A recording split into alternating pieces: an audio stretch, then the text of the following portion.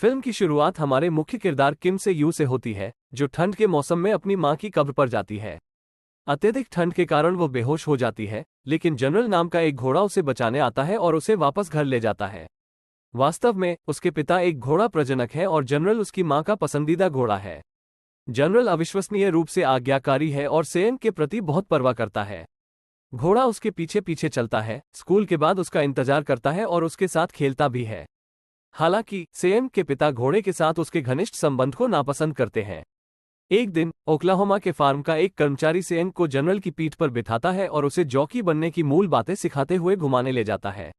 दुर्भाग्य से सेम के पिता उन्हें खोज लेते हैं और गुस्से में उन्हें डर के मारे डांटते हैं। ओक्लाहोमा घोड़े को भागने पर मजबूर कर देता है, जिससे वे कम से कम कुछ समय के लिए सजा से बच जाते हैं।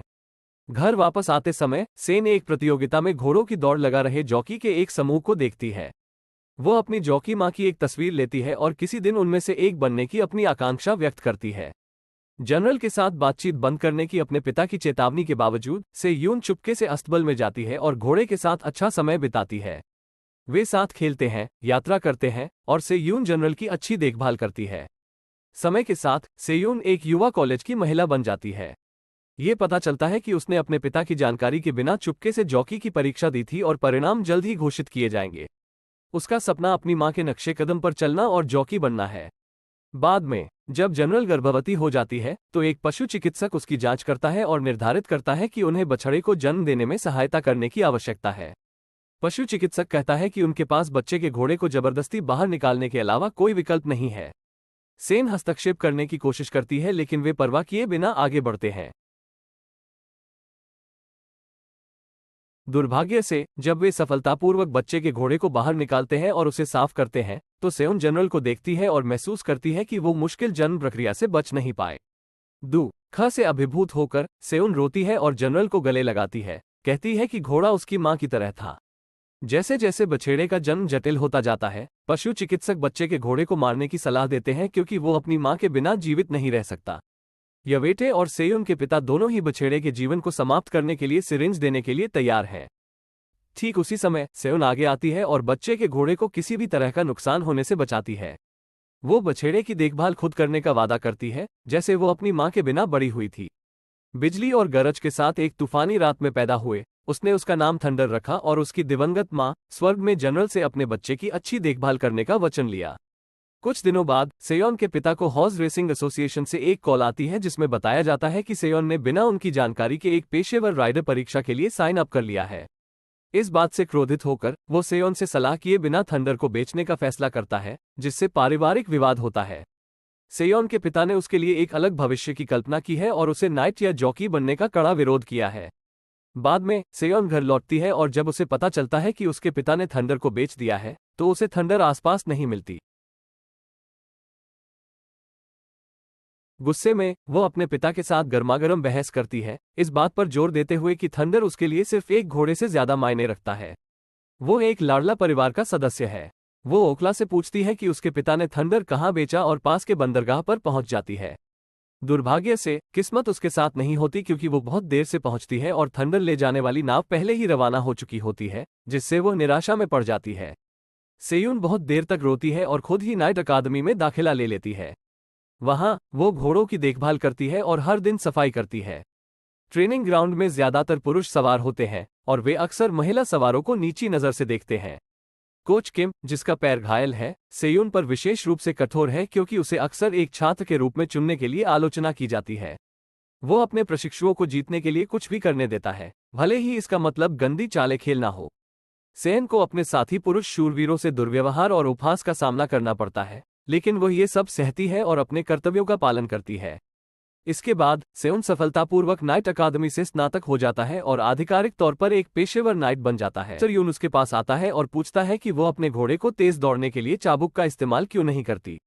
जवाब में वो कहती है कि दौड़ के दौरान घोड़े के साथ एक मजबूत बंधन बनाना उसके लिए सिर्फ चाबुक से उसे उकसाने से ज्यादा महत्वपूर्ण है। बाद में वो अपने छात्रावास में वापस आती है, थंडर की तस्वीर को देखती है और सोचती है कि क्या वह अभी भी जीवित है। शहर के दूसरे हिस्से में घोड़े पर सवार एक चरवाहा अपने हांगकांग क्लब के लिए ग्राहकों को आकर्षित कर रहा है। ठीक उसी समय उसकी गर्लफ्रेंड चीनी के टुकड़े खरीदने का दावा करते हुए आती है, और वे एक घोड़े के माथे पर एक सफेद निशान वाले घोड़े को ब्रांड करने के लिए घोड़ों के बाजार में भागते हैं, शायद थंडर। उनकी योजना इस चिन्हित घोड़े का उपयोग अपने क्लब में ग्राहकों को आकर्षित करने के लिए करना है। अगले दृश्य में जब से यून एक पेशेवर राइडर बन जाती है तो कोच किम उसे अपने साथियों की जीत में मदद करने के लिए एक खेल के दौरान अन्य राइडर्स के साथ हस्तक्षेप करने का निर्देश देता है। शुरू में वो अनिच्छुक होती है, लेकिन उसके पास उसके आदेशों का पालन करने के अलावा कोई विकल्प नहीं होता है। खेल के दौरान जैसा कि कोच किम ने निर्देश दिया था, वो राइडर नंबर 5 को उसकी प्रगति में बाधा डालने के लिए रोकती है। हालांकि जब राइडर नंबर 5 उसे जोखिम के बारे में चेतावनी देता है तो वो हिचकिचाती है।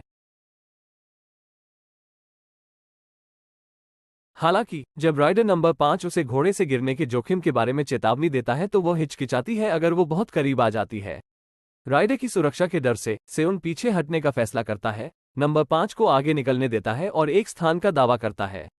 खेल के बाद कोच किम उसे उनकी योजना का पालन नहीं करने के लिए फटकार लगाता है और राइडर नंबर 5 को घोड़े से गिराने के अपने इरादे का खुलासा करता है। से यून अपना दृष्टिकोण समझाने की कोशिश करती है, लेकिन कोच किम सुनने से इनकार कर देता है और उसका दृष्टिकोण समझने में विफल रहता है। एक शाम से यून नशे में हो जाती है और कक्षा अध्यक्ष को उसे वापस छात्रावास में ले जाना पड़ता है। रास्ते में उन्हें घोड़े पर सवार वही चरवाहा मिलता है जो पर्चे बांट रहा होता है। उल्लेखनीय रूप से घोड़ा काफी समय तक सेयून पर ध्यान केंद्रित करता है और यहां तक कि ट्रैफिक में कुछ समय के लिए उनकी टैक्सी का पीछा भी करता है। उसके नशे की हालत में समूह उनके पीछे घोड़े के बारे में अनजान रहता है। अगले दिन जब से यू होश में आती है तो उसे दूसरी दौड़ के लिए बुलाया जाता है और कोच किम से उसे फिर से अन्य खिलाड़ियों के साथ हस्तक्षेप करने का आदेश मिलता है। हालांकि ब्लूबर्ड को सौंपे गए घोड़े की जांच करने पर उसे एक पैर में चोट दिखाई देती है। फिर वो तुरंत कोच किम को ये बताती है, लेकिन वह उसकी चिंताओं को खारिज कर देता है, यह मानते हुए कि घोड़ा अच्छी सेहत में है, और उस पर दौड़ से बचने के लिए बहाने बनाने का आरोप लगाता है। दौड़ के दौरान ब्लूबर्ड बहुत संघर्ष करता है और से यूं को डर लगता है कि जारी रखने से उसके पैर में गंभीर चोट लग सकती है। फिर वो दौड़ से हटने का फैसला करती है और ब्लूबर्ड को ट्रैक से बाहर ले जाती है। कोच किम उसके फैसले से नाराज हो जाता है और उस पर घोड़े से गिरने के डर का आरोप लगाता है। जवाब में वो उसे टीम से निकाल देता है। अपने बचाव में से यूं स्पष्ट करती है कि उसकी चिंता ब्लूबर्ड की भलाई के लिए थी, न कि खुद की। इसके तुरंत बाद किसी ने उन्हें बताया कि ब्लूबर्ड के पैर में फ्रैक्चर है और पशु चिकित्सक ने पुष्टि की है कि वो फिर से दौड़ नहीं सकता। ये सुनकर कोच किम गुस्से में अपनी असफलताओं के लिए से यून को दोषी ठहराता है और उसे छोड़ने की मांग करता है। अपनी नौकरी खोने के बाद सेन घोड़े के मालिक को स्थिति समझाने की कोशिश करती है। चौंकाने वाली बात यह है कि वह भी उसकी बात पर विश्वास करने से इनकार कर देता है और ब्लूबर्ड को मांस के लिए बेचने का इरादा रखता है। दिल टूटकर वो अपने छात्रावास में लौट आती है और घुड़सवारी छोड़ने के बारे में सोचती है। गहन जांच से पता चलता है कि ब्लूबर्ड को पहले से ही कोई बीमारी थी और हाल ही में लगी चोट पुरानी समस्या की पुनरावृत्ति है। घोड़े की स्थिति के बारे में जानना कोच का कर्तव्य है। कोच यून ने माना कि अगर कोच किम को ब्लूबर्ड की चोट के बारे में पता था और फिर भी उन्होंने उसे दौड़ने की अनुमति दी, तो ये से यून की गलती नहीं बल्कि कोच किम की लापरवाही है। कोच यून ने कोच किम का सामना किया, जिसके बाद दोनों के बीच हाथापाई हुई और उन्होंने सीढ़ी पर मुक्का मारा। बर्खास्त होने के बाद सेन ने कक्षा अध्यक्ष और अपने दोस्तों को अलविदा कहा और घर वापस जाने के लिए बस में अकेले ही सवार हो गई। यात्रा के दौरान उसे आश्चर्य हुआ जब उसने एक घोड़े पर सवार चरवाहे को पर्चे बांटते हुए देखा। जब उसने घोड़े के माथे पर सफेद निशान देखा तो उसने तुरंत बस को रुकने का संकेत दिया। फिर वो ट्रैफिक से भागती हुई आगे बढ़ी और भाग्यशाली रही कि उसका सामना घोड़े से हुआ। ये थंडर था और वे तुरंत एक दूसरे को पहचान गए। सेन की आंखों में आंसू थे, आखिरकार वो सालों बाद थंडर से फिर से मिल पाए। इसके बाद सीन काउबॉय से थंडर को वापस पाने के बाद अपने पिता के पास घर लौटती है और उसे लगता है कि सब कुछ फिर से सही है। वो स्वर्ग में अपनी दिवंगत मां से वादा करती है कि वो भविष्य में हमेशा थंडर के साथ खड़ी रहेगी। कुछ दिनों बाद कोच यून सेओन से उसके घर जाता है और थंडर के साथ उसकी रेसिंग क्षमताओं से बहुत प्रभावित होता है। वो एक बेहतरीन जॉकी के रूप में उसकी क्षमता और थंडर को एक बेहतरीन घोड़े के रूप में पहचानता है। उनकी उल्लेखनीय केमिस्ट्री को देखते हुए कोच यून उसे रेसिंग की दुनिया में वापस लाने और उन लोगों के सामने उसकी योग्यता साबित करने के लिए दृढ़ संकल्प हो जाता है जिन्होंने कभी उसे कम आंका था। अगले दृश्य में कोच किम को पता चलता है कि सेओन अब कोच यून की टीम का हिस्सा है और वो उसे सेओन को हराने के लिए एक प्रतिद्वंद्वी के रूप में देखता है। वो क्लास प्रेसिडेंट को, जो उसके साथ एक करीबी रिश्ता साझा करता है, दौड़ प्रतियोगिता के दौरान हस्तक्षेप करने के लिए हेरफेर करने का प्रयास करता है। इसके विपरीत जब कोच किम द्वारा रिश्वत दिए गए एक अन्य सवार ने से उनको खेल से बाहर करने का प्रयास किया तो टीम लीडर उसे बचाने के लिए हस्तक्षेप करता है, लेकिन दुर्भाग्य से अपने घोड़े से गिर जाता है।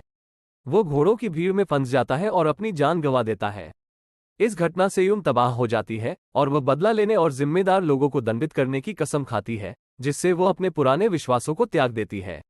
इसके बाद सेयून घोड़ों के प्रति दयालु होने के अपने रुख को बदल देती है। जीतना उसकी सर्वोच्च प्राथमिकता बन जाती है, भले ही इसका मतलब थंडर पर चाबुक का इस्तेमाल करना हो। हालांकि उसे निराशा होती है कि इस रणनीति का नतीजा ये होता है कि वह लगातार रैंकिंग में आखिरी स्थान पर रहती है। उसके अथक प्रयासों का थंडर पर भी असर पड़ता है, जिससे उसकी पीठ खून से लथपथ और घायल हो जाती है। सेयून के संघर्षों को देखते हुए कोच यू थंडर की भलाई के प्रति उसकी बढ़ती उदासीनता को नोटिस करता है। इस दौरान वो थंडर की देखभाल का जिम्मा लेता है और उसकी चोटों का इलाज करता है।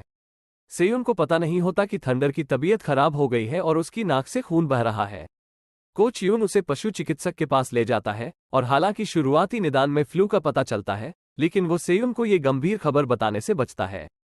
इसके बजाय वो उसे डांटता है, उसे थंडर के साथ अपने बंधन पर फिर से ध्यान केंद्रित करने का आग्रह करता है और इस बात पर जोर देता है कि सवार घोड़े का संबंध अधिक महत्वपूर्ण है। इसके बजाय वो उसे फटकार लगाता है, उसे थंडर के साथ अपने बंधन पर फिर से ध्यान केंद्रित करने का आग्रह करता है और इस बात पर जोर देता है कि सवार घोड़े का संबंध चाबुक का उपयोग करने से अधिक महत्वपूर्ण है। ये सलाह सुनकर सेउन का दिल भारी हो जाता है और वो चाबुक को त्यागने और अपनी मूल मानसिकता के साथ दौड़ में शामिल होने का फैसला करती है। रणनीति में इस बदलाव के परिणामस्वरूप प्रदर्शन में सुधार हुआ और पहली बार उसने बाद की दौड़ में शीर्ष 3 में जगह बनाई। जैसे जैसे समय बीतता है, सेयुन और थंडर लगातार सुधार करते रहते हैं और लगातार कई चैंपियनशिप जीतते हैं। उनकी उल्लेखनीय सफलता मीडिया का ध्यान आकर्षित करती है और वे उसके पिता के साथ तस्वीरें खिंचवाने के लिए उसके गृहनगर भी जाते हैं। सेयुन की ताकत को देखते हुए कोच किम अपने सबसे अच्छे छात्र जेफ को उसे हराने के लिए अगले मैच में चुनौती देने के लिए कहते हैं। इस बीच कोच यून थंडर की बिगड़ती सेहत को लेकर बहुत चिंतित है।